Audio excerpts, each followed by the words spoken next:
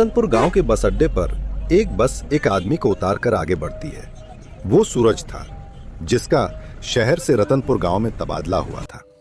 थोड़ा इधर उधर देखने के बाद वो गांव के चौपाल की तरफ बढ़ा। ठंड की पहली बारिश का मौसम था। सूरज चौपाल के पास आता है, जहां गांव के रामलाल काका और कुछ गांव वाले बैठे थे।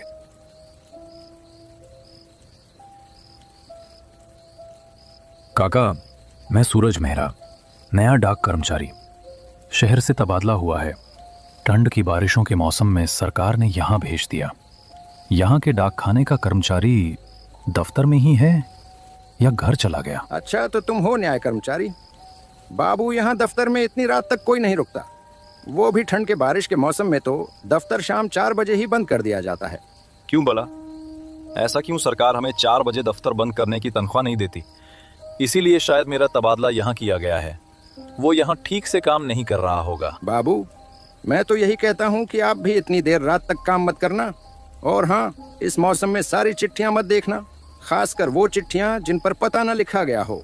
अरे, चिट्ठी तो चिट्ठी है काका। डाक बांटना मेरा काम है।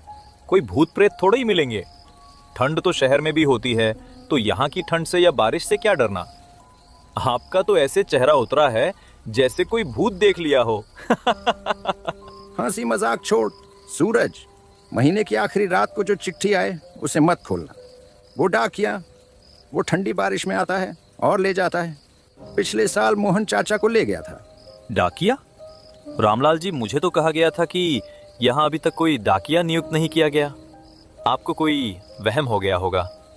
ठीक है, मैं सावधान रहूंगा, लेकिन पहले मुझे डाक खाने की तरफ ले चलिए। ये बारिश और ज्यादा बढ़ रही है और ठंड भी लग रही है। रामलाल काका सूरज को डाक खाने की तरफ ले चलते हैं। एकदम से बारिश भी शुरू हो जाती है। थोड़ा दूर चलने के बाद वो डाक खाने के पास पहुंच जाते हैं। रामलाल काका सूरज को डाक खाने तक पहुंचाकर वापस चले जाते हैं। हेलो, कौन है? मुझे आने में रात हो गई। सारे कर्मचारी चले गए होंगे, पर तुम कौन हो? साहब, मैं कमलू हूँ, यहाँ का सफाई कर्मचारी। मेरा घर यहाँ से बहुत दूर है, इसीलिए बारिश के दिनों में मैं यहीं रात रुक जाता हूँ। अच्छा कमलू, मैं सूरज, यहाँ आज ही तबादला हुआ है मेरा। चलो मुझे दफ्तर का चिट्ठियों वाला कमरा दिखाओ। दफ्तर की हालत देखकर लगता है सारे के सारे यहाँ आलसी हैं। कमलू सूरज को चिट्ठियों वाले कमरे में ले आता है, जहाँ पर बहुत धूल होती है। हे भगवान, कितनी धूल पड़ी है यहाँ पर, कितनी चिट्ठियाँ बिखरी पड़ी हैं। तुम यहाँ के सफाई कर्मचारी हो तो ये क्या है? आखिर इतनी चिट्ठियाँ यहाँ पर क्या कर रही हैं? इनको इनके पते तक पहुँचाया क्यों नहीं गया? साहब, ये सारी चिट्ठियाँ बिना पते की हैं। हम कोई भी इन चिट्ठियों को नहीं खोलता। बड़े साहब ने ये कमरा बंद ही रखने को कहा है। वो अपने दिखाने को बोला, इसलिए मैं आपको यहाँ ले आया।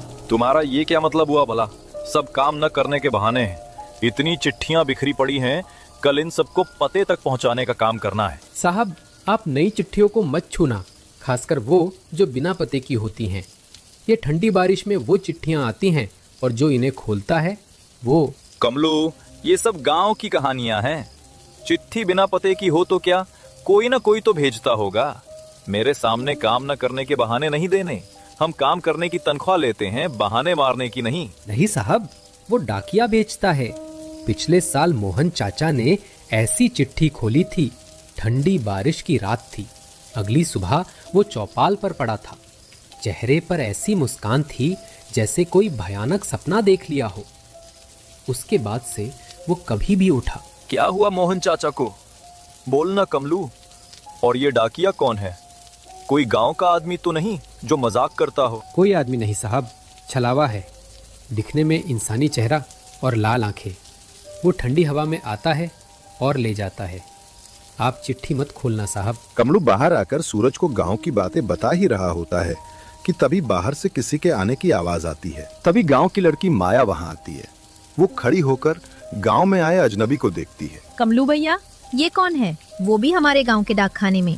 बाहर बारिश ज्यादा हो रही थी और मैं घर की ओर जा रही थी, तो मैंने सोचा थोड़ी देर यहाँ रुक जाऊँ। बारिश थोड़ी हल्की होने पर घर चली जाऊंगी। अरे माया, ये सूरज बाबू हैं।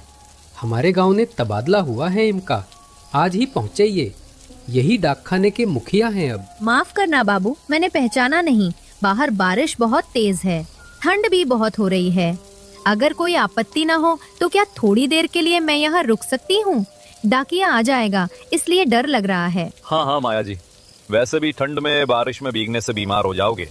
आप बैठिए और मुझे ये डाकिये के बारे में बताएं। जब से यहाँ आया हूँ इस डाकिया के बारे में ही सुन रहा हूँ। कमलू, वहां से स्टूल उठा के ले आ, तुम दोनों भी बैठ जाओ। यहाँ की चिट्ठियाँ बस कागज नहीं होती, कुछ चिट्ठियाँ आपके अंदर का डर जगा देती हैं। मेरे चचेरे भाई ने ऐसी ही एक चिट्ठी पढ़ी थी। ठंडी रात थी, बारिश हो रही थी। फिर क्या हुआ? तुम भी कमलू जैसी बातें कर रही हो। बताओ ना माया, ये डाक खाने की कहानियां क्या हैं? और ये डाकिये के बारे में सब क्या क्या बोलते हैं? ये डाकिया है कौन? मेरा भाई रमेश, उसने बिना पते वाली चिट्ठी खोली और अगली सुबह चौपाल पर वो चला गया। चेहरे पर मुस्कान थी। वो डाकिया उसे अपने साथ ले गया। ठीक है बाबू, बारिश हट गई है, मैं अब घर जाऊं। आप बस चिट्ठियां मत खोलना, डाकिया आ गया तो नहीं बच पाओगे। अरे पता नहीं तुम सब लोग ये अंधविश्वास से कब बाहर आओगे। चलो छोड़ो, तुम घर जाओ। माया, इससे पहले फिर से बारिश शुरू हो जाए। ये बोलकर माया वहां से चली जाती है। सूरज कुछ देर आराम करने के लिए चिट्ठियों वाले कमरे में आता है, पर हर तरफ चिट्ठियां बिखरी पड़ी थी। उसको बैठने या लेटने के लिए कोई जगह ही नहीं दिख रही थी। तभी उसका ध्यान एक चिट्ठी पर जाता है जो अलग से पड़ी हुई थी। सूरज उसे खोल कर पढ़ता है तो उस पर लिखा होता है, तुम्हारी माँ तुमको छोड़कर नहीं गई, उसके साथ हादसा हुआ, जानना चाहते हो तो मेरे पास आओ। वो चिट्ठी पढ़ने के बाद सूरज का मुंह घबराहट से खुले का खुला ही रह जाता है। कमलू, ओ कमलू, इधर आ। ये चिट्ठी ये किसने लिखी है? ये चिट्ठी तो मेरे लिए लिखी हुई है। ये कोई मजाक तो नहीं? इधर आओ कमलू, इस कमरे में। कमलू भागकर सूरज के पास आता है। क्या हुआ बाबू, आप क्यों घबरा गए? क्या बात हो गई? कमलू, यहाँ ये चिट्ठी जैसे ये मेरे लिए लिखी गई हो। इसमें मेरे बचपन की बात कैसे लिखी गई? मेरे बचपन के बारे में तो यहाँ पर किसी को नहीं पता। कहीं ये मेरा वहम तो नहीं है? साहब, आपने चिट्ठी पढ़ ली। मैंने आपको मन किया था कि ये चिट्ठियों को मत पढ़ना, अब हो गया। डाकिया आएगा, वो आपके डर को जानता है। ठंडी हवा में उसकी मुस्कान दिखेगी। मेरा डर, ये उसको कैसे पता चला? मैं तो इस गांव में पहली बार आया हूँ। मेरे बारे में उसको कैसे पता? अब मैं क्या करूँ? इसका कोई समाधान है? बताओ कमलू, मुझे अब क्या करना चाहिए? साहब, इसका समाधान तो रामलाल काका ही बता सकते हैं। हमें उनके घर जाना होगा। वो ही है जो इसका रहस्य जानते हैं। हमें ज्यादा देर नहीं करनी चाहिए, वहाँ उनके पास जाकर करनी चाहिए। वो दोनों वहां से निकलकर रामलाल काका के पास जाते हैं। रामलाल काका, काका दरवाजा खोलो, मैं कमलू। काका जल्दी आइए, दरवाजा खोलिए, मुसीबत आन पड़ी है। अरे हाँ कमलू, बोलो भाई, क्या बात हुई? कौन सी मुसीबत आ पड़ी जो इतनी रात को, वो भी इस मूसलाधार बरसात में यहाँ चले आए? सब ठीक ठाक तो है ना? चेहरा तो बड़ा घबराया सा लग रहा है तुम्हारा। काका, वो बात ये है कि सूरज बाबू ने चिट्ठी पढ़ ली और उस चिट्ठी में उनके बारे में लिखा है। अब क्या करे काका? तुमने वो बिना पते वाली चिट्ठी क्यों पढ़ ली रे? मैंने साफ मना किया था तुझे, उस पर हाथ तक मत लगाना। अब तूने बला को खुद बुला लिया है। सुना है जब कोई ऐसी चिट्ठी पढ़ लेता है तो रात में डाकिया खुद आता है और उसे अपने साथ ले जाता है। काका, मुझे तो ये समझ नहीं आ रहा कि मेरा अतीत जो यहाँ किसी को नहीं पता, मेरी माँ के बारे में, उसको कैसे पता चला? और मैं तो आज ही इस गांव में आया, मेरे लिए चिट्ठी कहाँ से आ गई? तू भले ही उसके लिए अनजान हो, पर वो डाकिया तेरे अतीत को अच्छी तरह जानता है। तेरी जो छुपी हुई गलतियां और डर हैं, वो सब उसके रिकॉर्ड में दर्ज हैं। और जब वो तेरे डर को पहचान लेता है तो वही डर उसे और भी ताकतवर बना देता है। अगर उसने तुझे निशाना बना लिया तो यहाँ से बचकर निकलना इतना आसान नहीं रहेगा। अब आप ही बताइए काका, मैं क्या करूं?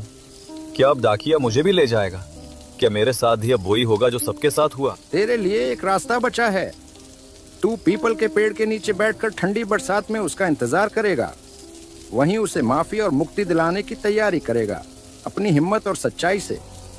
अगर तू सच्चाई से उसकी आत्मा को शांत करवा दिया तो वही इस गांव को भी माफ कर देगा, वरना ये सिलसिला कभी खत्म नहीं होगा। और वही डाकिया फिर लौट कर आया। वो ठंडी बरसात में पुराने पीपल के पेड़ के नीचे चुपचाप बैठा डाकिये का इंतजार कर रहा था। चारों ओर सन्नाटा था, बस दूर कहीं कुत्तों के भौंकने की आवाजें रात को और गहरी बना रही थी। तभी कीचड़ भरे रास्ते पर किसी के धीरे धीरे चलते कदमों की आहट सुनाई दी। कौन है? कौन है वहां पर? मैं तुमसे डरने वाला नहीं हूं। सामने आओ मेरे, जो कोई भी है। मेरे अतीत के बारे में लिखोगे तो तुमको क्या लगा मैं डर जाऊंगा? मैं तुमसे नहीं डरता। हिम्मत है तो सामने आओ। दिल की धड़कन तेज हो गई। उसने मुड़कर देखा, वही डाकिया अपनी साइकिल के साथ बिल्कुल उसके पीछे खड़ा था। उसे सामने खड़ा देखकर वो एकदम सहम गया। दिल जोर जोर से धड़कने लगा। बारिश और ठंडी हवा में डर और गहरा हो गया, मगर उसने गहरी सांस ली। मनी मन बोला, अब डर से नहीं, हिम्मत से काम लेना होगा। कौन हो तुम? मेरे बारे में कैसे जानते हो? ये गांव वालों को तुमने क्यों डरा कर रखा है? आखिरकार तुम्हारा मकसद क्या है? मैं हरिया हूँ, यहाँ का डाकिया। मैं किसी को नहीं छोड़ूंगा। जो मेरे साथ हुआ उसका बदला तो मैं लेके रहूंगा। तुम में से कोई नहीं बचेगा अब। क्या हुआ था तुम्हारे साथ? मुझे शुरू से बताओ। तुम्हारी मुझसे क्या दुश्मनी है? गांव वालों को तुम क्यों सजा दे रहे हो? बहुत साल पहले इस गांव में एक औरत ने मुझ पर झूठा इल्जाम लगा दिया था। इन सब गांव वालों ने बिना सच जाने मुझे दोषी बना दिया और मुझे कुएं से बांध दिया। मैं वहां भूखा प्यासा तड़पता रहा। देखो, वो सब गलती से हुआ, और वो औरत, उस औरत से तो तुमने बदला ले लिया हो। इतने साल पहले इनके पूर्वजों की गलती की साथ तुम अब लोगों को क्यों दे रहे हो? जो तुम्हारे साथ गलत हुआ उसका मुझे भी दुख है, पर तुम उन लोगों की तरह अन्याय मत करो। मैं ऐसे क्यों जाने दूं सबको? मेरा सच आज तक इस गांव को पता ही नहीं चला। सभी गांव वालों को मेरी सच्चाई बताओ, मेरे साथ क्या हुआ, फिर इस गांव को मैं माफ करूंगा। ठीक है, मैं तुम्हारा सच पूरे गांव को बताऊंगा और तुमको इंसाफ दिलवाऊंगा। तुम कृपया सबको माफ कर दो। ठीक है, मैं इस गांव को अब एक मौका देता हूँ, माफ कर रहा हूँ, पर समझ लो, अगर फिर किसी ने वैसी हरकत की तो मैं लौट आऊंगा और फिर किसी को माफी नहीं मिलेगी। ये गांव को पश्चाताप का आखिरी मौका है, अपनी करनी सुधार लो। इतना कहते ही वो गायब हो जाता है। अगले दिन से सभी गांव वाले डाक खाने के डर से मुक्त हो जाते हैं, पर अभी भी ये सिलसिला